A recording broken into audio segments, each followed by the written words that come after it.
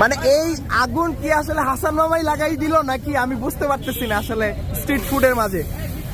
আপনি দেখতে পাচ্ছেন আসলে উনি আসলে একটু ভিন্ন রকম ভাবে আসলে খাবারকে রিভিউ দিচ্ছে হাসান মামা আমাদের। এখন আমাদের আসলে দেখাবে স্ট্রিট ফুডের বেস্ট খাবার যেটাকে বলা হয় হান্ডি বিফ, সেটাই হাসান মামা দেখাচ্ছে রিজনেবল প্রাইসের ভিতরে। সো হাসান মামা এখন আমাদের কি দেখাচ্ছেন? এখানে 5 পিস মাংস থাকবে। হ্যাঁ, হান্ডি বিফ দেখাচ্ছেন। 5 পিস মাংস থাকবে, 5 পিস। এই দেখো 5 পিস মাংস থাকবে, 1 পিস হাড্ডি, 1 পিস চর্বি, 1 পিস হাড্ডি, 1 পিস চর্বি, 3 পিস সলিড মাংস। যেমন এই প্যাকেজটা 200 টাকা, মাত্র 200 টাকা এই প্যাকেজ। 200 টাকা হান্ডি বিফ মাত্র 200 টাকা। মাত্র 200 টাকা। আচ্ছা আচ্ছা, 5 পিস গরুর মাংস, 5 পিস গরুর মাংস, 1 পিস হাড্ডি, 1 পিস চর্বি, 3 পিস সলিড মাংস। এই প্যাকেজটা 200 টাকা।